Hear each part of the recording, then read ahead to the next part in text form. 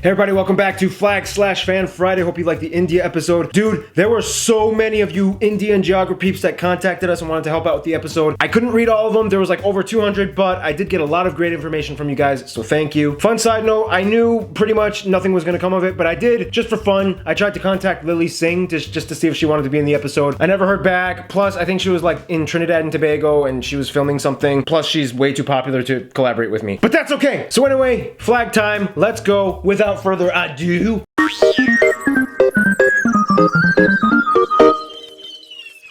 India, a huge country with too much backstory, so many different diverse people groups, but the cool thing is they kind of know how to move forward together. First of all, the flag is a horizontal tricolor of green, white, and Indian saffron. Make sure you distinguish it apart from orange. It's not orange, it's Indian saffron. And in the middle lies the Ashoka Chakra, or the Dharma wheel. The configuration was first proposed by Gandhi back in the 1920s. Later on, the meanings of each color were as follows. The saffron stood for courage, sacrifice, and dedicated leaders. The white for peace and truth, as well as being a light towards the path of truth, and the green for faith, chivalry, and the relation to plant life, which all other life depends on. Now the wheel. Originally the wheel was meant to depict a traditional fabric spinning wheel to represent the Indian strife for self-reliance. Gandhi was known himself to have fabricated all his own clothing by a spinning wheel, but eventually it took on the image of the Ashoka Chakra or Dharma wheel. Now what exactly is that? Well, you kind of have to know a little bit about Hinduism. Essentially, the Ashoka Chakra is a 24-spoked wheel that appears on many ancient Indian sites such as pillars, boulders, and caves. Some might say that the wheel is directly tied in with all Indian religions, Hinduism, Buddhism, Jainism, and Sikhism, as it portrays the law of Dharma, or the cosmic order of things. Now, it's kind of difficult to explain in a short amount of time exactly what it means, but according to the philosopher and former president Sarvepalli Radhakrishnan, it signifies truth and virtue to move forward as the wheel denotes motion, and there's life in motion, as well as dynamism and peaceful change. I hope that's kind of like a somewhat satisfactory summary. I mean, there's a lot more that goes into it, but Eastern philosophy is so complex and it takes too long to condense it into such a short format. Also, keep in mind they've had a ton of different flags for different kingdoms and empires throughout time. There were independence movement flags, and pretty much all of the princely states and people groups had some kind of symbolic configuration. Too many to list, but you get the point. Now the coat of arms, which is more like an emblem. The image was actually taken from the sculpture of the Sarnath lion capital built by the Indian emperor Ashoka using a single piece of polished sandstone. The lions are standing on a platform with yet another Ashoka Chakra representing truth and honesty, as well as animals like horses and bulls most likely representing strength and resilience of the people. Underneath it all is the revered Sanskrit verse Satyamev Jayate, which translates to something along the lines of truth always wins. You cannot lie to yourself. Lots of philosophy and mind games when it comes to India. They love that stuff, whereas I'm just like, dang, I like sandwiches. Alright, so that's about it. You know what time it is? Geogra-fan mail time. So quite a bit of stuff was sent. Let's just jump in. First one is from Ian from Toronto, Canada. Guys, okay, you know what, guys? I have to go to Canada before this year is over, because it's your 150th anniversary. It's my duty as an American to show love to my neighbors. In fact, you know what? I'm gonna wear that shirt that Nicole sent me a couple weeks ago. Aha, here we go.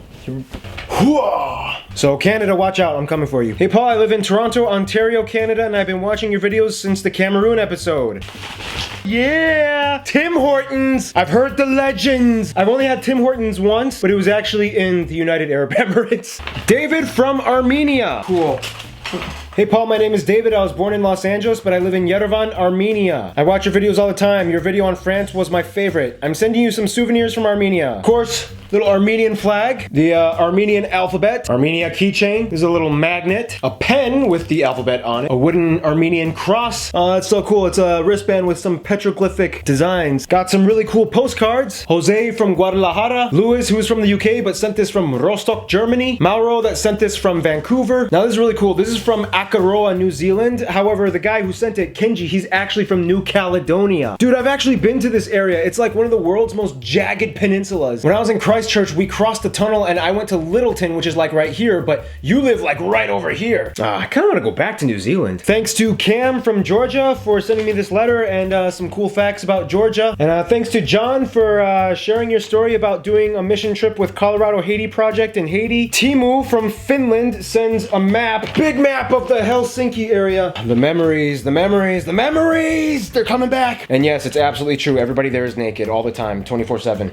11. This is from Rishi from Ellicott City, Maryland. Oh, wow. What is this? Oh, look at that. How appropriate. I'm guessing you're from India. Hey, Barbs, my name is Rishi. I am from Ellicott City, Maryland, but my family is of Indian descent, and I would like to send you some cultural items I got from there. And his brother, Jiva, wrote another letter and drew some pictures. Oh my gosh, look at this beautiful, like, gold-colored plate thing, and it's like a peacock, like a little wooden elephant. Okay, you know what? I'm gonna give these to my mom. She's probably really gonna love these. Thank you guys so much. India rocks. I can't quite read your name. Jerry? Somebody from Singapore. Singapore! Man, all these people from places I've been to, it's like memory lane. Oh yeah, I know what this is. The Singapore flag. Oh, and a Hong Kong flag. My name is Jenny Jenny, and I've been subscribed to you since the Armenia video. I was born to a Hong Kong father and a Singapore mother. That explains the flags. I have also sent you some Singaporean pastries. Gem biscuits from the 1960s. What?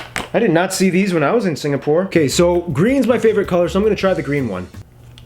It's a little dry, but you know, it's nice, it's pleasant. Whoa! Jenny drew an entire European country balls map. Even the detail on the Spanish flag, look at that. You put so much effort into this. I'm putting this on my wall. Okay, that deserves to be on the wall. Yes, I'm wearing pretty short shorts. And this is from Juliano from Brazil. We seem to be getting more stuff from Brazilians these days. I don't know, I guess someone spread the word. Hey Barbs, my name is Juliano. I am a student in São José. Je t'envoie quelque chose... de French.